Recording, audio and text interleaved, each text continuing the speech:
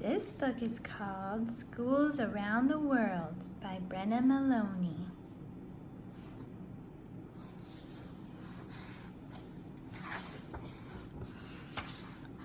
You can see several different kinds of schools on this page.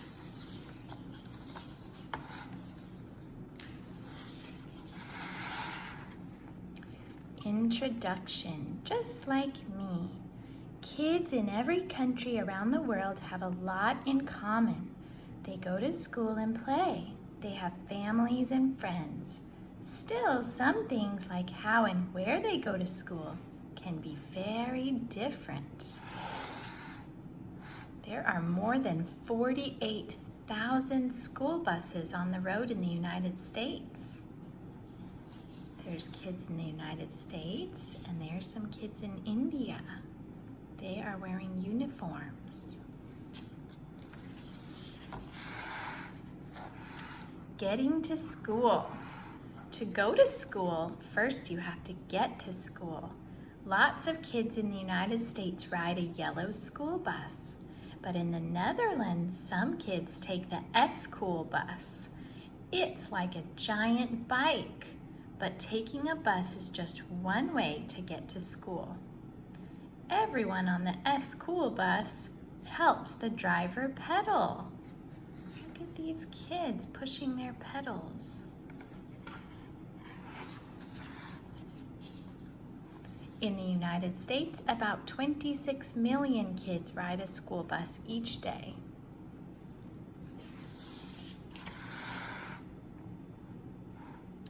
A lot of kids walk to school, but very few have a trip like students at Banpo Elementary School in China. Banpo students follow a narrow path in the side of a cliff. The path winds up, down, and around a mountain.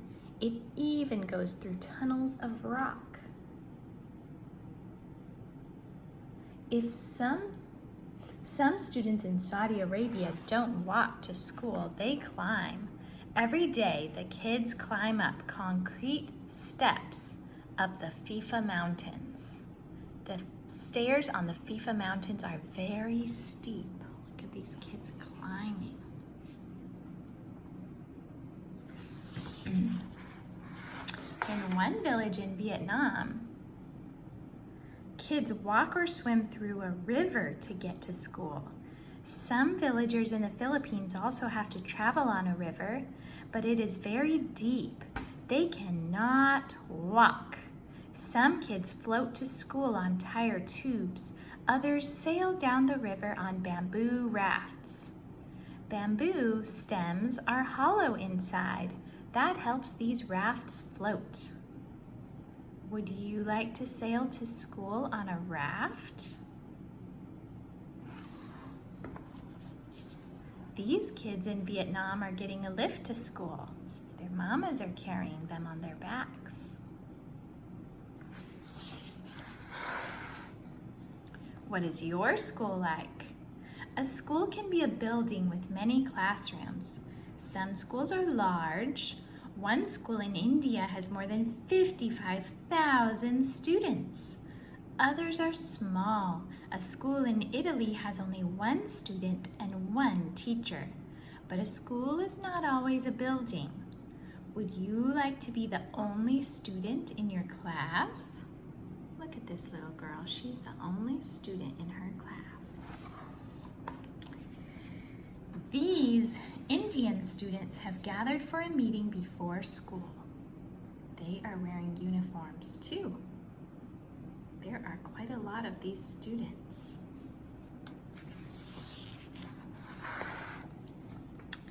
Some boat schools in Bangladesh have electricity and internet service.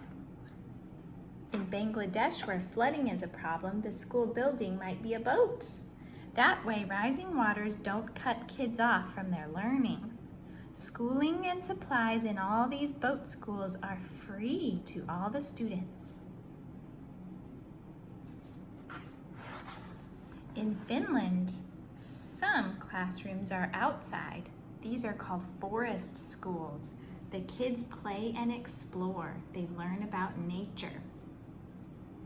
These students at a forest school in Finland are using rocks to solve a math problem.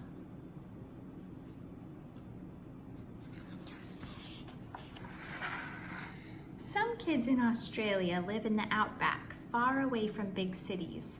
There are no schools nearby, so the kids have their lessons at home. These students work with their teachers over a two-way radio or the internet. The outback is a big area in the center of Australia. Some homes are far away from all other homes. They cannot get to school easily. This Australian student is using a two-way radio that works like a walkie-talkie.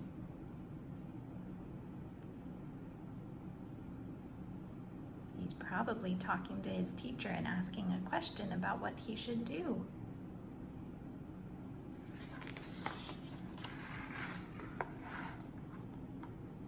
Kids in South Korea have one of the longest school years, 220 days. They are in school almost all year long. Time at school. In many places, kids start school when they are 5. In Finland, kids start school when they are 6. How much time kids spend in school can be different too. France has the shortest school year among major nations. It is 144 days long. In many places in the United States, the school year is 180 days. In the Netherlands, kids can start school on their 4th birthday. There is always someone new in the class. I think when a new student comes, they all cheer, hooray! It's your 4th birthday today.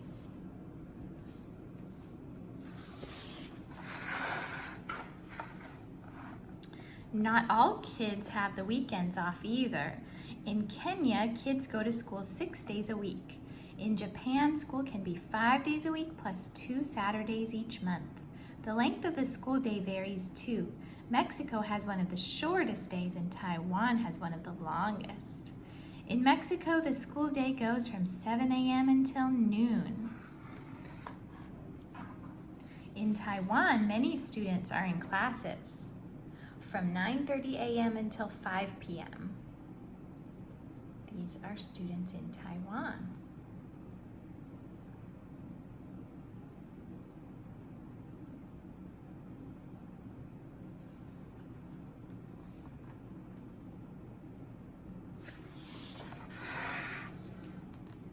What do you learn? Kids learn to read and write in just about every school.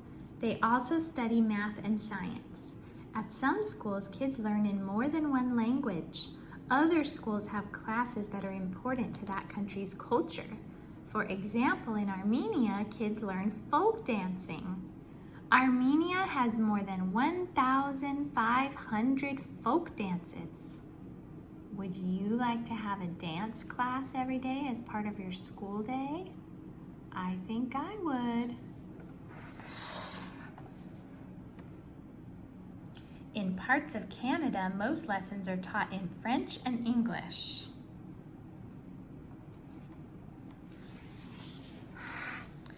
These Australian students are learning surfing skills and water safety.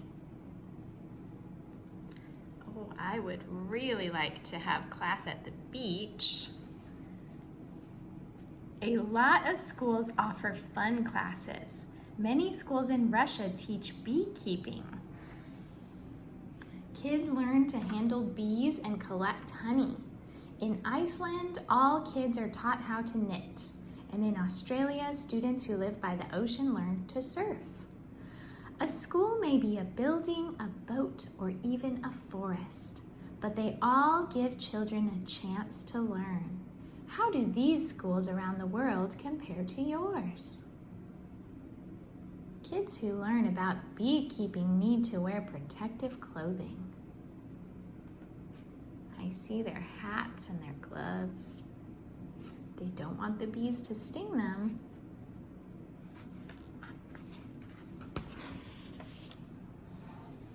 If you lived here, getting there is half the fun. Let's look at some interesting ways kids get to school.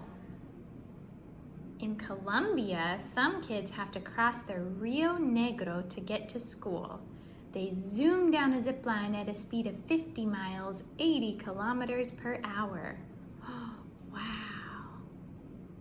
It could be fun to ride a zip line to get to school, but I might be scared to be that high above the ground.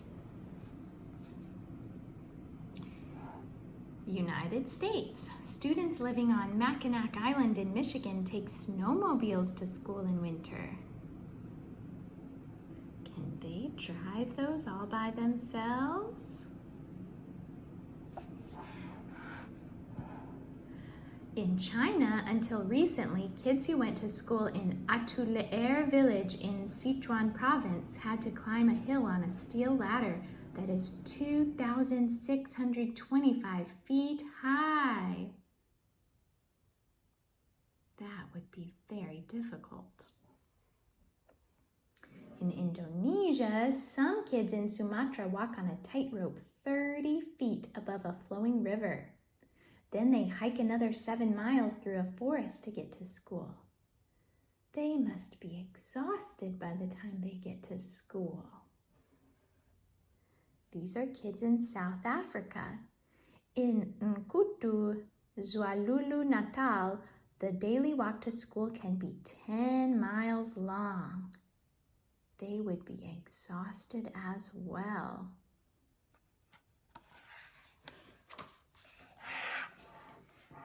A closer look. Can you imagine going to school in any of these places? Argentina. River Plate Institute is a school in Buenos Aires. It is located in the River Plate Stadium, which is also home to a professional soccer team. In Guatemala, this school is made from recycled plastic bottles, stuffed with plastic trash and covered with cement. The community worked together on the building. I like how they took some trash and recycled it and made a cool school building with it. That was very creative. In Germany, kindergartners in Karlsruhe go to a school that looks like a giant cat. The cat's mouth is in the door. Classrooms are in the cat's belly. Can you see how that looks like a cat? In India, some families in India cannot afford to send their children to school. Instead, they can go to the free school under the bridge in Delhi. Maybe this school is outside. It looks fun with all the paintings of flowers around it. In Denmark, the Årstad Gymnasium School in Copenhagen has no classrooms. Instead, students relax and study in spots called drums. Fancy. In Russia, the Nenets people are nomadic reindeer herders who live in Siberia, far from any cities. Many children go to boarding school from spring through fall. That means they are not with their parents. They live away from their parents at their school for many months. And here's another picture of a Nenet kid. If they don't go to boarding school, they have to study on their own. This one is studying on his own. The end.